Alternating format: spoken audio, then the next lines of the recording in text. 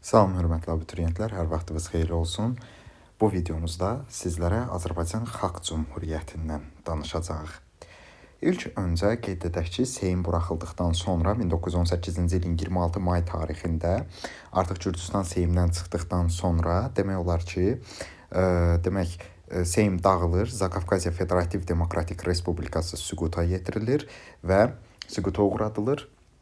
Süqut eləyir və Seymin buraxılmasından sonra 27 may tarixində Tiflisdə Azərbaycan Milli Şurası yaradılır və Azərbaycan Milli Şurasının sədri olur Məhəmməd Əmin Rəsulzadə və 27 may tarixində sədr Məhəmməd Əmin Rəsulzadə, icra orqanının rəhbəri isə Fətəli xan Xoyski olmuş olur. Və Tiflisdə Azərbaycan Xalq Cümhuriyyətinin yaradıldığı elan edilir. Tiflisdə yaradılmış Azərbaycan Xalq Cümhuriyyətinin qanunverici orqanı adlanırdı Milli Şura, icra orqanı isə Fətəli xan Xoyskinin başçılığı ilə birinci hökumət kabineti idi. Yəni hökumət kabinetləri icra orqanlarıdır əsasən, Milli Şura isə qanunverici orqandır. Bircə ikinci hökumət kabineti istisna olmaqla qalan hökumət kabinetləri demək olar ki, icra orqanı funksiyasını daşıyıbdılar. 28 may tarixində isə Tiflisdə İstiqlal Bəyannaməsi elan edilir. İstiqlaliyyət Bəyannaməsində göstərilir ki, Azərbaycan tam hüquqlu müstəqil dövlətdir və idarə quruluşu Xalq Cümhuriyyətidir. Beynəlxalq birliyin bütün dövlətləri ilə həmsərhəd ölkələrlə əlaqələr yaradılacaqdır. Ölkə ərazisində yaşayanlara millətindən, dinindən, cirsindən, irqindən asılı olmayaraq tam vətəndaşlıq hüququ veriləcəkdir və İstiqlal Bəyannaməsi 6 maddədən ibarət idi. Onu da qeyd etmək lazımdır ki, İstiqlal Bəyannaməsi Azərbaycan Xalq Cümhuriyyətinin konstitusiyası deyil və Azərbaycan Xalq Cümhuriyyətində konstitusiya vəzifəsi və prezident vəzifəsi olmamışdı. Azərbaycan Xalq Cümhuriyyəti Sovet orqanlarından fərqli olaraq milliləşdirmə tədbirləri əsasən həyata keçirtməyib, bircə təhsil sahəsində milliləşdirmə siyasəti həyata keçirilmişdir və 6-cı maddədə göstərilirdi ki, müəssislər məclisi çağırılana qədər İstiqlaliyyət Bəyannaməsinin 6-cı maddəsində göstərilirdi ki, müəssislər məclisi çağırılana qədər Milli Şura qanunverici orqan, müvəqqəti hökumət isə icra edici funksiyanı yerinə yetirərək Milli Şura qarşısında məsuliyyət daşıyacaqdır. Müvəqqəti hökumət dedikdə isə bizim ağlımıza gəlməli olan şey hökumət kabinetləridir. 1918-ci ilin 4 iyun tarixində birinci hökumət kabinetinin fəaliyyəti dövründə Batumda Osmanlı ilə Azərbaycan Xalq Cümhuriyyəti arasında müqavilə imzalanır. Osmanlı Azərbaycan müstəqilliyini tanıyır və hərbi yardım göstərmək, hərbi əməkdaşlıq etmək barəsində 4-cü bənddə xüsusi bir şərt qeyd olunur. Həmçinin müttəfiqlik irəli sürülür. Azərbaycan Xalq Cümhuriyyətinə lazım gələrsə Osmanlı dövləti hərbi yardım göstərəcəyini qeyd eləyir və Azərbaycan Xalq Cümhuriyyəti həmin o müqavilənin 4-cü bəndinə uyğun olaraq Osmanlı dövlətindən hərbi yardım istəyir. Nuru Paşanın başçılığı ilə Qafqaz İslam Ordusu Azərbaycana gəlir. Və təbii ki, Osmanlının Azərbaycana daxil olması ilə gürcülər razı deyirlər. Belə ki, Borçalı döyüşlərində 1918-ci ilin iyun ayının əvvəllərində Alman və Gürcü hərbi birləşmələri birləşirlər. Osmanlı dövlətinə qarşı mübarizə aparmaq və Osmanlının Qafqaza daxil olmasına mane olmaq üçün, lakin bunu eləyə bilmirlər, uğursuzluğa uğrayırlar və Osmanlı dövləti tərəfindən məğlub edilirlər. Borçalı döyüşləri haqqında yadda saxlamalı olduğumuz ən əsas məqam ondan ibarətdir ki, Azərbaycan Xalq Cümhuriyyəti qüvvələri Borçalı döyüşlərində iştirak etməyiblər. Bu döyüş Alman, Gürcü və Osmanlılar arasında baş veribdir. 1918-ci ilin iyun ayının əvvəllərində isə Nuru Paşanın başçılığı ilə Qafqaz İslam Ordusu Gəncəyə daxil olur. Bu zaman Gürcüstan bu siyasətdən narazı olur. Qafqaza Osmanlı qoşunlarının gəlməsindən və Azərbaycan Xalq Cümhuriyyətinə deyir ki, hökumətiniz və Milli Şuranız şəhəri tərk etsin. Azərbaycan Xalq Cümhuriyyəti hökuməti və Milli Şura Tiflisdən çıxır və Gəncəyə köçür. 16 iyun tarixində isə Gəncə dövrü başlayır Azərbaycan Xalq Cümhuriyyəti tarixində. Demək, 16 iyuna qədər Tiflisdə fəaliyyət göstəriblər. Tiflis sadəcə AXC-nin elan edildiyi şəhərdir, paytaxt deyil.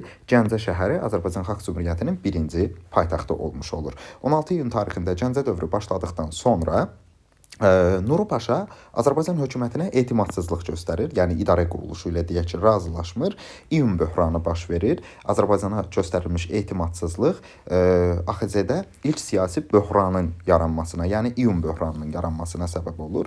Nuru Paşanın etimadsızlığına qarşı 2 qətnamə qəbul edilir 17 iyun tarixində. Birinci qətnamədə deyilir ki, Milli Şura öz fəaliyyətini dayandırır, bütün səlahiyyətlərini ikinci hökumətə təhvil verməlidir. İkinci hökumət kabineti yaradılmalıdır və Milli Şura görürsünüz ki, bir gündə olsa, demək Gəncə dövründə fəaliyyət göstəribdir. Gəncə şəhərində fəaliyyət göstərmişdi.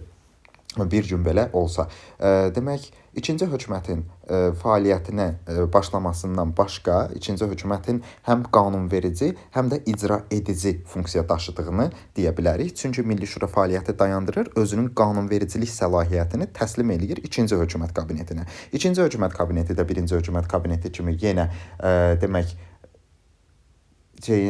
əsasında adı nədir? İkinci hökumət kabineti də birinci hökumət kabineti kimi Fətəxan Xoyskinin başçılığı altında fəaliyyət göstərirdi. 6 aydan gec olmayaraq müəssislər məclisə çağırılmalı idi. Bu müddət ərzində ikinci hökumət kabineti də öz fəaliyyətini davam etdirməli idi. Bununla iyun böhranına nisbətən son qoyulmuş olur. İkinci hökumətin əsas siyasi məqsədi ondan ibarətdir ki, Bakını azad eləsin və ölkənin bütün ərazisində demək olar ki, hakimiyyəti yaysın, təmin etsin. Bakı Xalq Komissarlar Soveti də təbii ki, Bakı şəhərində fəaliyyətdədirlər bu dövrdə və Bakı Xalq Komissarlar Soveti Azərbaycan Xalq Cümhuriyyətinin yaradılmasını, həmçinin Qafqaza Osmanlı qoşunlarının daxil olmasını çox narazılıqla qarşılayırlar. Yəni şiddətli şəkildə çaxnaşmalar baş verir Bakı XKS arasında. Bu daxildəki narazılıqların yaxud qorxuların əsas səbəbi ondan ibarət idi ki, Bakı XKS-nin üzvləri hansı ki mart soyqırımını həyata keçirtmiş erməni daşnaqlarından və gizli erməni təşkilatlarının üzvlərindən təşkil olunmuşdu. Bu XKS-nin tərkibində bir nəfər belə Azərbaycanlı olmadığını biz əvvəlki dərsimizdə qeyd etmişdik. Bakı Xalq Komissarlar Sovetinin tərkibindəki ermənilər qorxuya düşürlər ki, AXC Osmanlı qüvvələri şəhərə daxil olub hakimiyyəti ələ keçirsələr, ilk növbədə edəcəkləri şey mart soyqırımının günahkarlarını cəzalandırmaqdan ibarətdir. Buna görə də Bakı Xalq Komissarlar Soveti 10 iyunda Gəncə ətrafında gəlib Qafqaz İslam ordusu ilə mübarizə aparmaq üçün yola düşür və Göyçay döyüşləri baş verir 27 iyun tarixindən 1 iyul tarixinə qədər. İkinci danışdığımız hadisələr ikinci hökumət kabinetinin fəaliyyəti dövrünə aiddir və Bakı Xalq Komissarlar Soveti bu döyüşlərdə məğlubiyyətə uğrayır. Bakı Xalq Komissarlar Soveti 1918-ci ilin 31 iyul tarixində istefa verir və Rusiyadakı vəziyyət də çox qarışıqdır. Təsadüf bir hal nəticəsində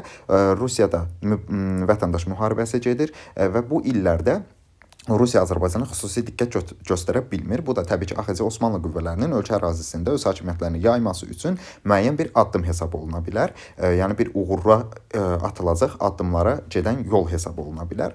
1 avqust tarixində isə SR Menşevik daşnaq qüvvələri tərəfindən Sentral-Kaspi diktatorası qurulur. Sentral-Kaspi diktatorası ölkə ərazisində demək olar ki, AXC Osmanlı qüvvələrinə qarşı mübarizə aparmaq üçün cəhdlər göstərir və ilk cəhd bundan ibarətdir ki, 4 avqust tarixində Cənubi Azərbaycanda Qacarlar dövləti ərazisində İngilis qoşunlarının komandanı General Denstervillə müraciət edilir ki, Bakını müdafiə etməyə gəlsin. General Denstervil də İngilis qoşunlarını götürür, 1000 nəfərdən ibarət dəstəklə gəlir Azərbaycan şimalına, lakin General Denstervil görür ki, şəhərin yerli silahlı qüvvələri çox azdır, zəifdir və müsəlman əhali təbii ki, kimə rəğbət bəsləyəcəkdir? İşğalçılara yox da Azərbaycan Osmanlı qoşunlarına rəğbət göstərəcəkdir. Buna görə də İngilis qoşunlarının komandanı General Denstervil şəhərin müdafiə qabiliyyətinin zəifliyi və Osmanlı-Azərbaycan qüvvələrinə Bakı əhalisinin rəğbət bəsləməsi səbəblərindən Bakını tərk eləyir və 1918-ci il avqust ayının 27-sində Berlində Almaniya ilə Sovet Rusiyası arasında gizli şəkildə bir müqavilə imzalanır. Onun əlavə sazişində də deyilir ki,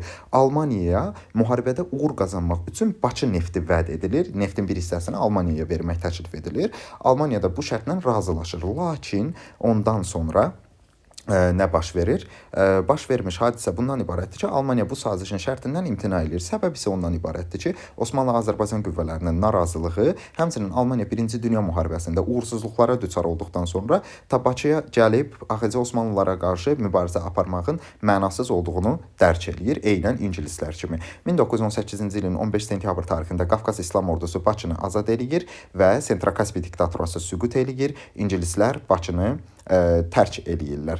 1918-ci ilin 17 sentyabrında isə Azərbaycan Milli Hökuməti artıq Gəncədən Bakıya köçür və Bakı ərazisində AXC-nin hakimiyyəti elan olunur. Bakı şəhəri Azərbaycan Xalq Cümhuriyyətinin ikinci paytaxtı olmuş olur. Azərbaycan Xalq Cümhuriyyətinin ərazisi inzibati cəhətdən Bakı, Gəncə və Zaqatala adlı 3 quberniyaya bölünmüşdü.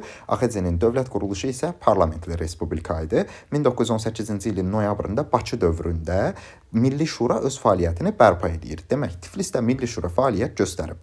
Gəncə dövründə bir gün Milli Şura fəaliyyət göstərib, Bakı dövründə isə noyabrın 20-sində Milli Şura noyabr ayında öz fəaliyyətini müəyyən qədər bərpa eləyir və qərar qəbul eləyir ki, Milli Şura qərar qəbul eləyir ki, Azərbaycan parlamenti yaradılsın. Parlamentin yaradılması haqqında qanuna əsasən dekabrın 7-sində, 1918-ci ilin dekabrın 7-sində parlament fəaliyyətə başlamış olur.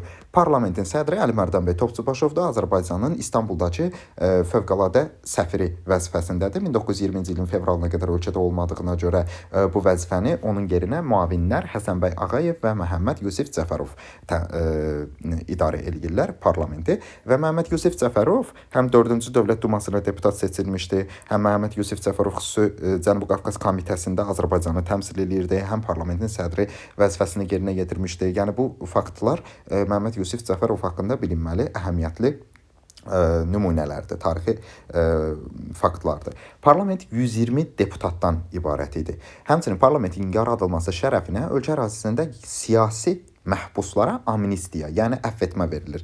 Kimlər ki, siyasi işlərə, siyasi görüşlərinə və baxışlarına, hökumətə müxalif olduqlarına görə həbs ediliblər, parlamentin yaradılması şərəfinə onlar əfv edilirlər, həbsdən buraxılırlar və parlamentimiz tək palatadan ibarətdir. Yəni burada yalnız xalqı təmsil edən nümayəndələr iştirak edirlər. Həmçinin parlament çoxpartiyalı sistem əsasında qurulub, hətta əhalinin milli azlıqlar səviyyəsində olan şəxslərinə belə təmsil olunmaq hüququ verilibdir. Müəyyən qədər onların hüquq müstəqilliyi tanınıbdır və qeyd etmək lazımdır ki, Milli Şura ilə parlament ikisi də qanunverici olublar. İkinci hökumət kabineti də qanunverici səlahiyyəti yerinə yetirib icra edici səlahiyyətdən başqa. Və bir də onu da nəzərdə saxlamaq lazımdır ki, Milli Şurada yalnız müsəlman əhalinin siyasi nümayəndələri təmsil olunurdu. Parlamentdən fərq budur. Parlamentin tərkibində isə çoxpartiyalı sistem yaradıldığına görə tərkibində istər Sovet Rus cəmiyyəti olsun, istər Müsavat olsun, İttihat, Əhrar, müxtəlif partiyaların nümayəndələri təmsil olunurdular. İkinci hökumət kabineti qırmızı rəngli dövlət bayrağının yaradılması haqqında qanun qəbul edir 24 iyunda. Diqqətə almaq lazımdır ki, ikinci hökumət kabinetinin verdiyi bu qərar Gəncə dövründə verilib, 24 iyunda verilib, dövlət quruculuğu addımıdır və 1918-ci ilin 26 iyun tarixində yenə də ikinci hökumət kabinetinin dövlət quruculuğu addımı olaraq həyata keçirdiyi Əlahiddə Azərbaycan Korpusunun yaradılması, yəni milli ordunun yaradılması haqqında qanun da Gəncə dövründə verilmiş, müstəqilliyə doğru atılmış ikinci addım idi. 1918-ci ilin 27 iyun tarixində isə yenə də dövlət quruculuğu tədbiri olaraq Gəncə dövründə türk dilinin Azərbaycan dili elan olunması haqqında ikinci hökumət kabineti qərar qəbul edir. 1918-ci ilin 9 noyabrında isə Bakı dövründə, xüsusilə diqqətə almaq lazımdır ki, Bakı dövründə dövlət quruculuğu tədbiri olaraq dövlət bayrağımız, üç rəngli dövlət bayrağımız qəbul edilmiş olur. 1918-ci ilin 26 dekabr tarixində isə Fətəlxan Xoyskinin rəhbərliyi ilə 3-cü hökumət kabineti qurulur və 3-cü hökumət kabineti Antantanın 1918-ci ilin noyabrında Osmanlı Azərbaycanı tərk etdikdən sonra Bakıya gəlmiş təmsilçisi İngilis generalı Thomson 3-cü hökumət kabinetini dekabr ayının sonlarında Azərbaycandakı yeganə qanuni hakimiyyət orqanı ilə tanınması ilə nəticələnir. Nəzərə almaq lazımdır ki, İngilis generalı Densterville AXC Osmanlıya qarşı olub, amma General Thomson Denstervilledən fərqli olaraq İngilis generalı Thomson Denstervilledən fərqli olaraq Azərbaycan Xalq Cümhuriyyəti ilə əməkdaşlığa üstünlük veribdi. 1919-cu ilin iyul ayında isə Bakı dövrünə düşür. 1919-cu ilin iyul ayı 4-cü hökumət kabinetinin fəaliyyəti dövrünə düşür. Dövlət quruculuğu addımı olaraq Müəssislər Məclisinə seçkilərin keçirilməsi haqqında əsasnamə qəbul edilir. Keçirilmir seçkilər, əsasnamə qəbul edilir və qeyd olunur ki, 20 yaşına çatmış vətəndaşlara seçkilərdə iştirak hüququ veriləcək. Lakin Sovetlərin işğalı ilə bağlı olaraq Müəssislər Məclisinə seçkilər keçirilə bilinmir. Əsasnamə verilir, amma keçirilə bilinmir. 1919-cu ilin avqustunda yenə də 4-cü hökumət kabinetinin dövlət quruculuğu sahəsində vətəndaşlıq haqqında qanun qəbul edilir. İlk dəfə türk müsəlman dünyasında kişi qadınların hüquq bərabərliyi irəli sürülmüş olur. Biz burada hökumət kabinetləri haqqında məlumatları görürük. 28 may 1918-dən 17 iyun 1918-ə qədər 1-ci hökumət kabineti Fətəlxan Xoyskinin başçılığı altında fəaliyyət göstərib Milli Şura qarşısında məsuliyyət daşıyıbdı və Tiflis şəhərində fəaliyyət göstəribdi. 19 iyun Tiflis şəhərində bir gündə Gəncə şəhərində fəaliyyət göstəribdi. 19 iyun 1918-ci ildən 7 dekabrda parlamentin yaradılmasına qədərki dövrdə 2-ci hökumət kabineti fəaliyyət göstərir. Fətəli Xoyski başçılıq edir. Yenə də Milli Şura qarşısında səlahiyyət daşıyır. Gəncə dövründə fəaliyyət göstəribdi. Elan olunubdu. Yəni Gəncədə elan olunubdu və Bakı şəhərində də 2-ci hökumət kabineti 17 sentyabrdan 7 dekabra qədər fəaliyyət göstərib. 3-cü hökumət kabineti isə Fətəli Xoyskinin başçılığı altında 26 dekabrda yaradılır 1918-də, 14 aprel 1919-cu ilə qədər fəaliyyət göstərir. Parlament onu təsdiq edən orqandır, ancaq Bakı şəhərində fəaliyyət göstərilir, Bakı şəhərində yaradılır. 4-cü və 5-ci hökumət kabinetlərinə isə Nəsif bəy Yusif bəyli başçılıq edib Bakı şəhərində fəaliyyət göstəribdi. 4-5-ci hökumət kabinetləri parlament tərəfindən təsdiq edilibdir, parlament qarşısında məsuliyyət daşıyıbdır və 4-cü hökumət 14 aprel 1919-dan 22 dekabr 1919-a qədər, 5-ci hökumət kabineti isə 22 dekabr 1919-dan 30 mart 1920-ci ilə qədər fəaliyyət göstərmişdi. Dövlət quruculuğu sahəsində Azərbaycan Xalq Cümhuriyyətinin həyata keçirdiyi mühüm addımlardan biri də köhnə tarixi yer adlarımızın Sovet dövründə dəyişdirilməsindən, yəni çarizmin ağalığı dövründə dəyişdirilməsindən sonra bərpa edilməsi olur. Yelizavetpol ərazisi yenidən Gəncə, Qaryagin qəzası isə Cəbrayıl adlandırılır. Tarixi yer adlarımız bərpa edilir. Hərbi hissələrin idarə olunması və hərbi hissələrin nəzarət üçün baş qərargah yaradılır. Sulkeviç ona başçı təyin olunur. Gürcüstanla Azərbaycan arasında ərazi mübahisələri vardı. Müsəlman əhalinin çoxluq təşkil etdiyi Borçalı, Axal-Kələk və Loru əraziləri Gürcüstanla Azərbaycan Xalq Cümhuriyyəti arasında mübahisəli ərazilər olaraq qeyd olunur və 1918-ci ilin 1 noyabr tarixində Fətəli Xoyskinin rəhbərlik etdiyi hərbi nazirlik yaradılır. Hərbi nazirliyin Fətəli Xoyskidən sonra hərbi nazir vəzifəsi müəyyən müddət Fətəli Xoyski başçılıq edir hərbi nazirliyə. Fətəli Xoyskidən sonra Səməd bəy Mehmandarov hərbi nazir vəzifəsini icra edir. Ancaq 1-ci hökumət kabinetinin hərb naziri olubdu. 1-ci hökumət kabinetinin hərb naziri Xosrov bəy Sultanov. Sonralar bu adam Qarabağ general qubernatoru vəzifəsinə təyin ediləcəkdir. 1919-cu ilin 11 iyun tarixində isə görürük ki, bu da 4-cü hökumət kabinetinə düşür. Xarici təhdidlərdən müdafiə üçün Əks-İnqilabla Mübarizə Təşkilatı yaradılır və Bakıda hərbi məktəb formalaşdırılır. Həmçinin 1919-cu ildə isə Gürcüstanla Azərbaycan arasında hərbi müdafiə və hərbi texniki razılıq haqqında əməkdaşlıq sazişi imzalanır.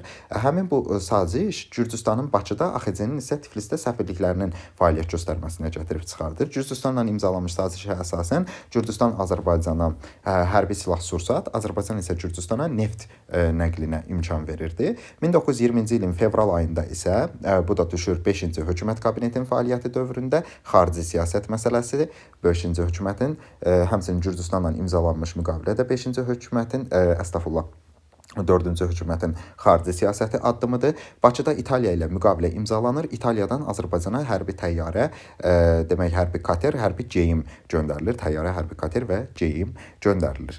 1918-ci ilin oktyabr ayında Osmanlı dövlətinin 1-ci Dünya müharibəsindən çıxması və Azərbaycandan öz qoşunlarını geri çəkməsi haqqında imzalanmış Mudros sülh müqaviləsində göstərilir ki, Osmanlı geri çəkildikdən sonra Azərbaycana Antanta qoşunları daxil olmalıdır. Antanta qoşunlarından da İngilis qoşunları Thomsonun başçılığı altında gəlirlər. Sonradan AXC-nin qanuni nümayəndə orqanı kimi 3-cü hökumət kabinetini Azərbaycan ərazisində tanıyırlar. 1919-cu ilin avqustunda isə İngilis qoşunları Bakını tərk edirlər. Bakını tərk etdikdən sonra Xəzər dənizində qoyduqları hərbi donanma hesabına AXC tərəfindən Xəzər hərbi donanması yaradılır. 1919-un avqustunda 4-cü hökumət kabinetinin fəaliyyəti dövrünə düşür. 1918-in yay aylarında ermənilərin quldur dəstələri Andronik Ozanyanın tərəfindən Zəngəzur, Naxçıvan və Qarabağda soyqırımlar törətməyə başlayır. Qarabağı erməni işğallarından qorunmaq üçün 1919-cu ilin yanvar ayının 13-də 3-cü hökumət kabinetinin fəaliyyəti dövründə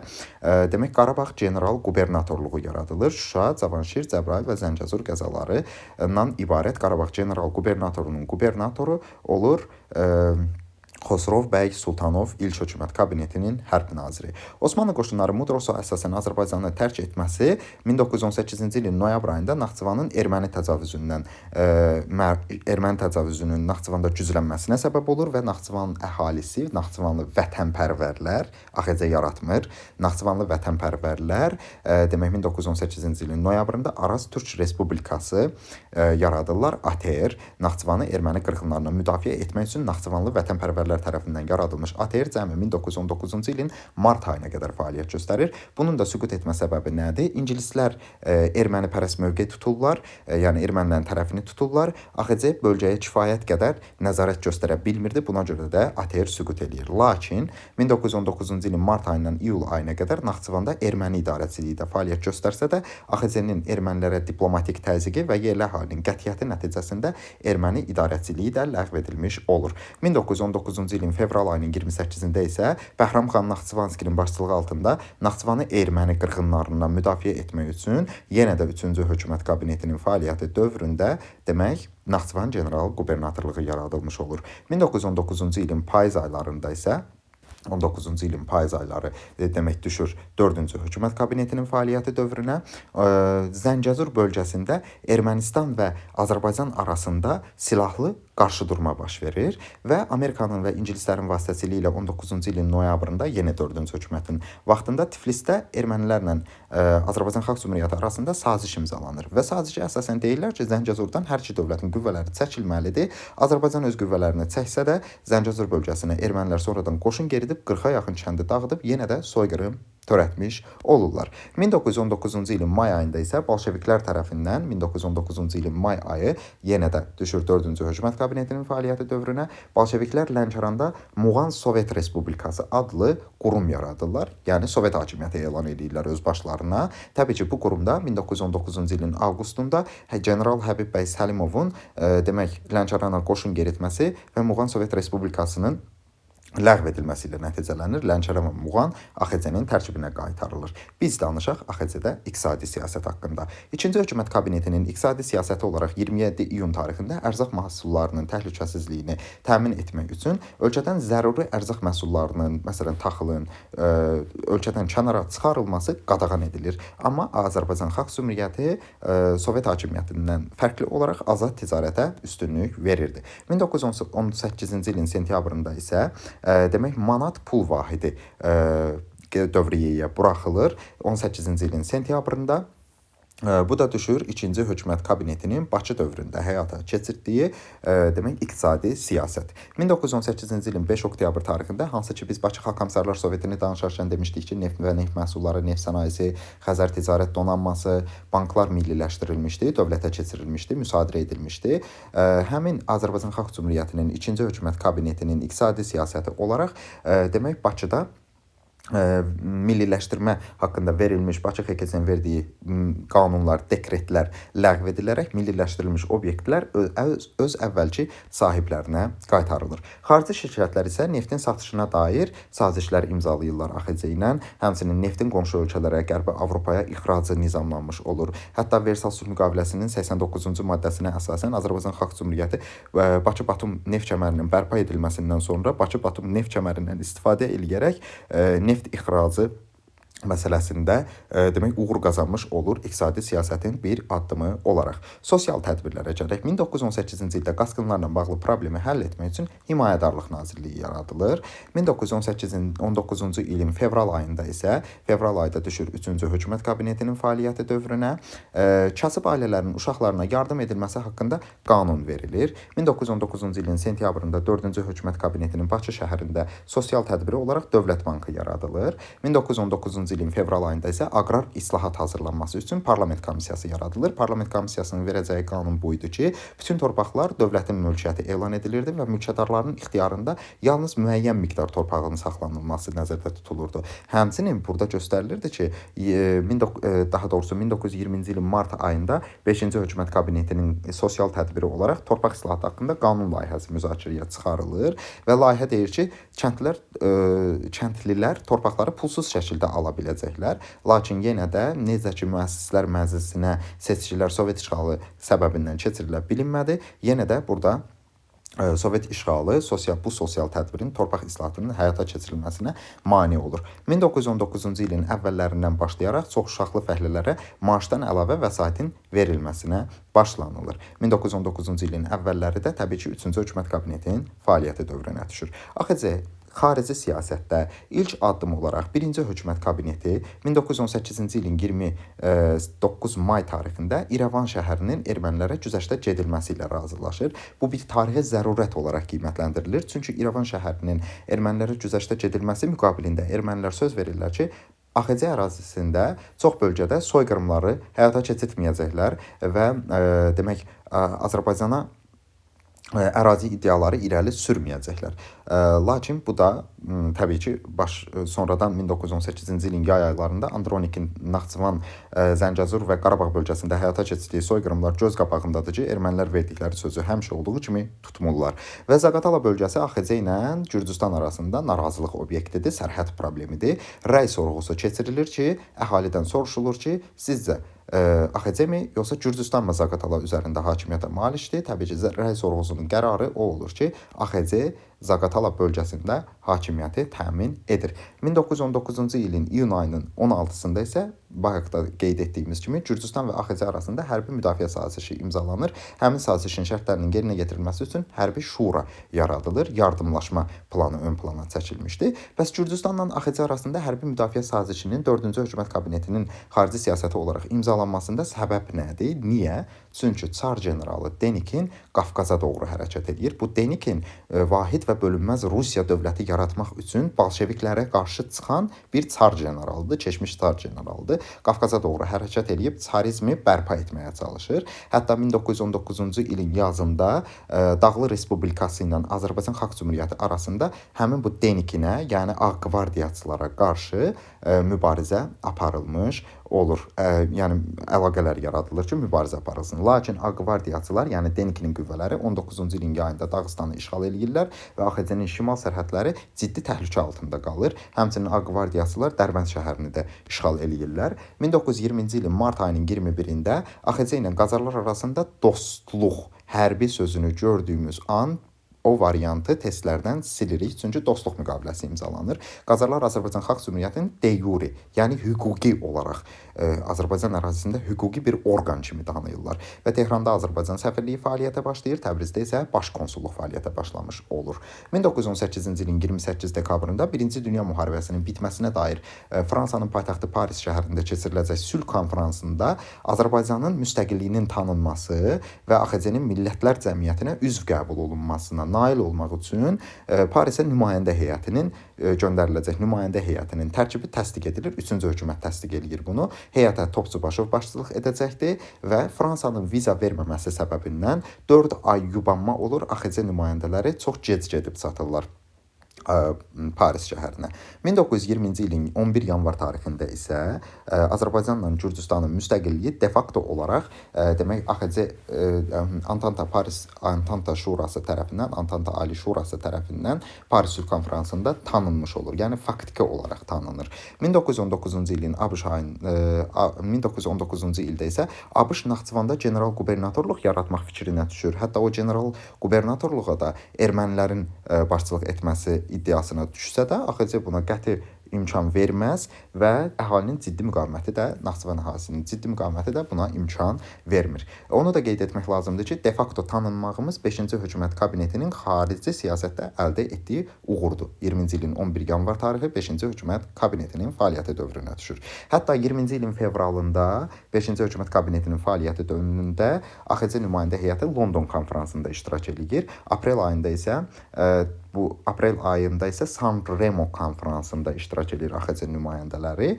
Amma San Remo konfransında iştirak heç bir hökumət kabinetinin fəaliyyəti dövrünə düşmür. Ağ qvardiyaçıların şimaldan gələn təhlükəsinə qarşı 1919-cu ilin iyununda 4-cü hökumət kabinetinin fəaliyyəti dövründə Dövlət Müdafiə Komitəsi yaradılır və ölkə ərazisində hərbi vəziyyət elan edilmiş olur.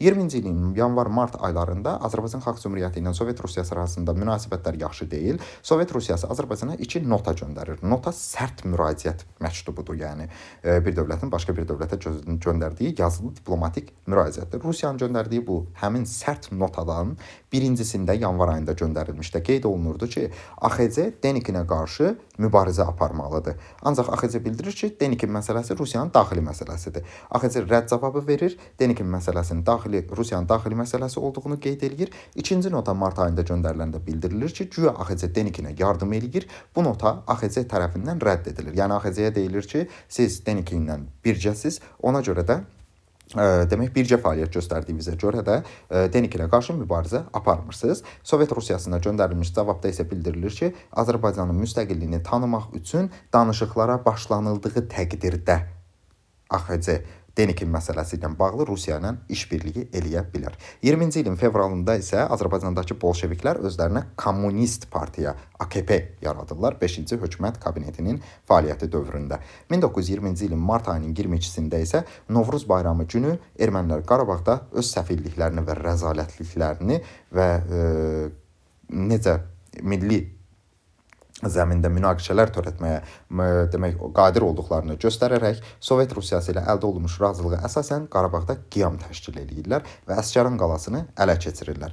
20-ci ilin aprel ayının 2-sində demək yenə də heç bir hökumət kabinetinin fəaliyyəti dövrünə düşmür. Əsgəran döyüşündə ermənilər məğlub edilib Əsgəran Xozalı ərazisi, aprel ayının 5-də isə Şuşa ərazisi ermənilərdən azad edilir. Aprelin 9-dan 12-sinə qədər Qarabağda ermənilərin əsas dayağı olan Keşiş kəndi ermənilərdən azad edilir. Əsas diqqət ölkənin şimalından şimaldan çəkilir, yönəldilir Qarabağ zonasına. Qarabağ zonasına AXC qüvvələri gəlir, şimal sərhədlərimiz qalır təhlükəli vəziyyətdə. Əslində Qarabağ zonasında AXC-nin mövqeyin, yəni hərbi qüvvələrinin cəmləşdirilməsi addımını Sovet Rusiyası ilə Ermənistan planlaşdırmışdılar ki, əgər Qarabağ bölgəsində vəziyyət gərginləşsə, AXC bütün qüvvələrini ora yönəltsə, şimal sərhədləri təhlükəsiz qalar və Rusiya beləliklə asan yolla daxil olaraq AXC ərazisini işğal eləyə və Azərbaycanda öz hakimiyyətini yarada bilər. 20-ci ilin mart ayının 30-da isə pozuculuq fəaliyyəti göstərən qüvvələrə qarşı AXC-nin sərt tədbirlərindən narazı olan demək sosialist qüvvələr Nəsib bəy Yusifbəylinin 5-ci hökumət kabinetinə, yəni çıxırlar. Bununla da Nəsib bəy Yusifbəyli demokratik bir hökumət kabineti fəaliyyəti təşkil edə bilmədiyinə görə Nəsib bəy Yusifbəylinin 5-ci hökumət kabineti istefa vermiş olur və Azərbaycan Xalq Cümhuriyyətində 2-ci hökumət böhranı yaranmış olur. 2-ci hökumət böhranının qarşısının alınması üçün Məhəmməd Həsən Hacınskiyə tapşırılır ki, 6-cı hökumət kabineti yaratsın. Lakin aprel ayının 22-sində kommunistlər bildirirlər ki, biz yeni yaradılacaq hökumət kabinetinə daxil olunmayacağıq. Buna görə də böhran vəziyyəti davam edir. Aprel ayının 21-də isə Sovetlərin 11-ci ordusu 11-ci Qırmızı Ordusu Bakı şəhərini işğal etmək üçün Yalama-Bakı əməliyyatına başlamaq haqqında əmr verir və 26 apreldən 27-sinə keçən gecə 11-ci Qırmızı Ordu Yalama-Xudat stansiyalarından sonra gəlir Bakıya doğru. Aprelin 27-sində Biləcəri stansiyasına çatırlar. Sovet ordusu və AKP rəhbərliyi AXC hökumətində hakimiyyətin bolşeviklərə təhvil verilməsi haqqında ultimatum verir. Nahaq yerə qan tökülməməsi üçün aprel ayının 27-sində Rəsulzadənin sədrliyi ilə keçirilən parlamentin son iclasında qərar qəbul olunur ki, bu şərtlərlə demək hökumət təhvil veriləcəkdir. Bakıya gələcək ordu burada qalmayacaq, qısa müddət ərzində buranı tərk edəcək. Azərbaycanda yaradılacaq hakimiyyət müvəqqəti olacaq. Azərbaycan Xalq Cümhuriyyəti hökumətinin nazirləri, sədrləri, üzvləri təqiblərə məruz qalmayacaqdır. Milli ordumuza toxunulmayacaqdır. Təbii ki, bu tədbirlərin heç biri həyata keçirilmir. AXC ilə bağlı deyəcəyimiz ilk məqam ondan ibarətdir ki, Milli Şura, demək mən bayaq da qeyd etdim ki, Milli Şuramız yalnız müsəlman əhalinin siyasi nümayəndələrini təmsil edirdi. AXC-nin İstanbuldakı səlahiyyətli fövqəladə səfiri Əli Mərdanbəy Topçubaşov idi. AXC-nin ilk hökumət kabinetində hərb naziri olmuşdu Xosrov bəy Sultanov. 1919-cu ilin avqustunda, yəni bu da düşür neçənci hökumət kabinetinin fəaliyyəti dövrünə, 4-cü hökumət kabinetinin fəaliyyəti dövrünə Səməd bəy Cəmilinskinin başçılığı altında Naxçıvanda general qubernatorluq fəaliyyətə başlamışdı. AXC nə qədər də sosial-iqtisadi siyasətdə azad ticarətə imkan versə də, Azərbaycan Xalq Cümhuriyyəti azad ticarət nəticəsində əldə olunmuş gəlirlərin ifrat dərəcədə artmasına qarşı idi. Yəni həddən artıq xüsusi mülkiyyətə qarşı idilər. Və iqtisadi siyasətin tərkib hissəsi olaraq 1919-cu ildə qeyd olunur ki, qiymətli metalların ölkədən xaricə daşınmasına görə məsuliyyət müəyyən olunur. Yəni cəza tədbiri görüləcək. Daxili bazarın qorunması üçün də xaricdən gələn malların bir sıra mallara gömrük rüsumları qoyulmağa başlanılır. Gömrük rüsumları artırılır. Və dil haqqında qəbul olunmuş 27 iyun tarixindəki 2-ci hökumət kabinetinin qərarı ki var idi, Türk-Azərbaycan dili dövlət dili elan olunmalıdır. Həmin qanunda göstərilmişdi ki, milli kadrlar hazırlanıb başa çatdırılana qədər ölkə ərazisində rus dilindən istifadəyə icazə verilir. Çünki birbaşa Azərbaycan dilinə keçid sərt bir addım olardı. Çünki milli kadrlar hazırlanmalıdır, Azərbaycan dilinə keçid yavaş-yavaş baş tutmalıdır. Çünki rusların Azərbaycanda yaratdığı müstəmləkəçilik rejiminə hələ təzə son qoyulub, bir əsrdən çox davam edən müstəmləkəçilik rejimi altında ancaq rus dilindən istifadə ölkə ərazisində milli dilimizə qarşı yadlaşmaya səbəb olub. Buna görə də Azərbaycan Xalq Cümhuriyyəti milli kadrlar hazırlanana qədər demək olar ki, rus dilindən istifadəyə icazə verir. Bakı Dövlət Universitetinin mədəni tədbiri olaraq yaradılmasından sonra 100 nəfər Azərbaycanlı gəncin xarici ölkələrin ali məktəblərinə təhsil almaq üçün göndərilməsi haqqında qərar verilsə də, Rusiyadakı vəziyyətlə əlaqədar olaraq 13 nəfəri oraya göndərmək mümkün olmur. Bakıda həmçinin fəhlələrin də maariflənməsi istiqamətində işlər aparılaraq mədəni tədbir olaraq xalq evləri təşkil edilir. Mudros barışığı 1918-ci ilin oktyabr ayının sonlarında imzalananda AXC ilə bağlı maddədə göstərilmişdi ki, Osmanlı qoşunları Azərbaycandan geri çəkildikdən sonra Antanta qüvvələri gəlib Azərbaycanı işğal etməlidirlər. Buna Əli Mərdan bəy Topçubaşov etiraz edir Osmanlının AXC ilə bağlı siyasətinə. Buna səbəb Osmanlı ilə Əli Mərdan bəy Topçubaşovun razılığı idi. Bu razılıq belə idi ki, AXC-nin Osmanlı siyasəti ilə razılaşmamasını göstərməsi Antantaya nümayiş etdirəcəkdir ki, Azərbaycan öz milli maraqlarını öz dostlarına qarşı belə qoruyur. Yəni Osmanlının imzaladığı müqavilənin bəndi belə Azərbaycanın mövqeyinə əks olsa da, Azərbaycan öz milli maraqlarını qorumaq üçün bütün gücü ilə səfərbər olmağa hazırdır. Demək, Paris Sülh Konfransında Qərb dövlətləri Qafqazdakı AXC üzərində hər hansı bir dövlətə himayəçilik hüququ verirlər və Azərbaycan Xalq Cümhuriyyəti isə Böyük Britaniyanın bölgədə Paris Sülh Konfransından sonra üstünlük etməsinə, yəni AXC üzərində himayəçilik etməsinə üstünlük verir. İngilis qoşunları isə Azərbaycanı 1919-cu ildə tərk etdikdən sonra AXC üzərində himayəçilik İtaliyaya təklif edilir və Dağlı Respublikasının süquta uğradılmasından sonra, Denikin tərəfindən süquta uğradılmasından sonra onu da qeyd etmək lazımdır ki, Dağlı Respublikasının qurucularından olan Rəşid bəy Kaplanov adlı şəxs AXC hökumətində nazir vəzifəsində çalışmışdı. Qacarların AXC ilə ərazi iddiaları əslində nə ucbatından idi? Qacarlar hər hansı bir ərazimizi istəmirdilər. Yəni bir bölgə istəmirdilər. Onlar bütün demək olar ki, ərazilərimizi istəyirdilər öz hakimiyyətləri altına keçirtmək üçün. Türkmənçay müqaviləsindən sonra deyirdilər Şimali Azərbaycan Qacarların himayəsi altına keçməlidir. Təbii ki, AXC də buna narazı olmaz. Böyük Britaniyada Qacarlara müraciət edir, deyir ki, həmin bu iddialardan əl çəksin. Buna görə də Qacarlar AXC ilə münasibətləri yumşaldıb və dostluq müqaviləsi imzalayırlar 20-ci ilin demək mart ayında. Amerika prezidenti Woodrow Wilson isə 1919-cu ilin 28 may tarixində Əli Mərdan bəy Topçubaşov ilə görüşmüşdü. De facto tanınmağımızdan sonra hansı dövlətlər Azərbaycanda Bakı şəhərində öz diplomatik nümayəndəliklərini açırlar? Belçika, İsveçrə, Hollandiya, Çexoslovakiya, Finlandiya. Bu dövlətlər Azərbaycan Xalq Cümhuriyyəti ərazisində öz diplomatik nümayəndəliklərini açırlar. Sovet Rusiyasının Azərbaycana müdaxiləsinə təbii ki, AXC susmur. Hakimiyyət asan-asan aprel ayının 28-də təhvil verilmir. AXC Gürcüstana müraciət eləyir, deyir ki, bizə kömək göndərin. Gürcüstan da deyir ki, tamam, Batumla bağlı iddiamızı qəbul edib Batumu bizə versəz, o zaman biz də sizə köməklik göstərərik. AXC bu şərti qəbul eləyir. Ancaq Gürcüstan tərəfi Azərbaycana hərbi yardım göstərmir. Sual oluna bilər ki, nəyə görə bəs Osmanlı Türkiyə Azərbaycana yardım göstərmir? Çünki bu zaman Türkiyədə Mustafa Kemal Paşanın Atatürkün başçılığı altında Türkiyədə Milli Azadlıq Hərəkatı gedir və qələbəni təmin etmək üçün Antantaya qarşı Mustafa Kemal Paşa ilə Sovet Rusiyası arasında əlaqələr var. Ona görə də Türkiyədən yardım almağımız mümkün olmur. 1920-ci ilin aprelində Sovet işğalı zamanı Azərbaycanın San Remodakı nümayəndələri, hansı ki San Remo konfransında iştirak edirdilər, nə qədər başqa dövlətlərə müraciət etsələr də, həmin dövlətlər AXC-nin süqutunu sükutla qarşılayırlar və heç bir tədbir görmürlər. Azərbaycan Xalq Cümhuriyyəti mövzusu haqqında danışacaqlarımız bu qədər. Sağ olun, növbəti videolarda görüşənə qədər kanala abunə olub videoyu bəyənməyi unutmayın.